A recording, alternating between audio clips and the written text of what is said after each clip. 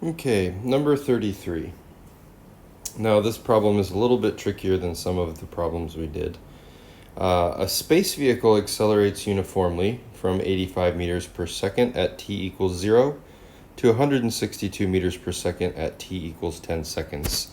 Uniformly is just another word for constant. So how far did it move between time equals 2 seconds and time equals 6 seconds? Now, one thing that some people are tempted to do in this problem are to simply say that time equals 4 seconds, and they're saying this because 6 seconds minus 2 seconds equals 4 seconds. But we need to think about how this thing is moving. So if we look at this graph here, if we picture something moving at constant acceleration, the distance time graph will look something like this. And we get kind of like a curve taking off, right? If we look at our different time points here, okay, I labeled 2, 4, 6, 8 seconds. If we look at if we look at that 4 seconds, right? This D1 here would be from 0 to 4 seconds.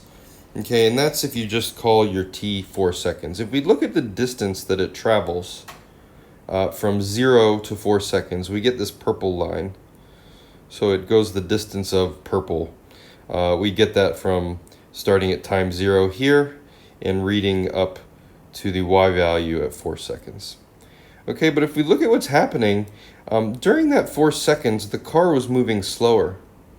Right? If you take that distance, you're on this part of the curve, and the car was moving slower, so it doesn't go as far. Now, if we look at the time from 2 to 6 seconds right here, the car is moving at a faster speed. So if we compare that starting distance and that final distance, we get this D2, this blue line here. And this D2 is from 2 seconds to 6 seconds. So to figure out this problem, we have to figure out this starting distance and this final distance. Okay, so this is not, again, you can't just take 4 seconds because it's moving different speeds. Now I'm going to erase my graph here to give me some room. Now we have two options if we're trying to find the distance here. Okay, well first off we have to find the acceleration. Okay, so our basic definition of acceleration is change in velocity over time. So we have a starting and a final velocity, and we could figure out our acceleration of this ship is 7.7 meters per second squared.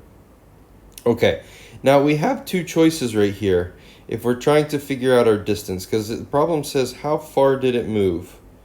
Okay, so we're going to be calculating a distance. Now you might be tempted to use this formula because you have an initial velocity and a final velocity, and you can see from my diagram here we are given some initial velocity and some final velocity. Now the problem with this formula is that this final velocity corresponds to whatever your time point is here. So you can only use this final velocity if it's at 10 seconds.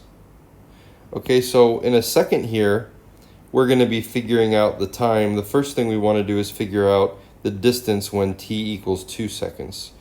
Okay, so for this formula here, we could put in a v initial because the starting point doesn't change. We have an acceleration, we have time, so we could use this equation to figure that out. Okay, if we switch over to this equation, okay, our initial velocity is still this, but we don't know this final velocity. Okay, because to use this formula, we need the final velocity at this time. Okay, so we're actually, this would be the final velocity if we were going to set up and use this equation with time equals 2 seconds. Okay, so you have to realize that this time here is matches the final velocity. Okay, so we actually cannot use that one. So we're going to use this one. And now we know 85 meters per second for 2 seconds. We know our acceleration, it's negative is not negative. Why did I do that? Speeding up. It's going the same direction. Acceleration is positive. And time squared. Okay, so if we put this into our calculator, we get 170 for the first term. And for the second term, 15.4. So that brings us to a total of 185.4 meters. Okay, so this is at time equals 2. Okay, now we need to do another one, but we need to do it at time equals 6. So we're going to apply our formula again. We'll do it in blue. Distance equals, initial velocity is again 85. This time our time is 6. Acceleration is still 7.7. All right, so if we put this into our calculator, for the first term we get 510. For the second term, we get 138.6, which comes out to, and that is our distance at t equals.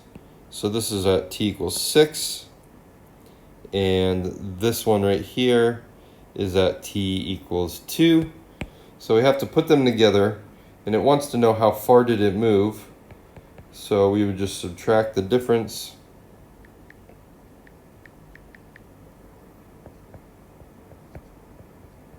And we get 463.2 meters.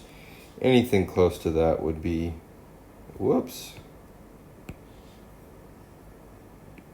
anything close to that would be a correct answer.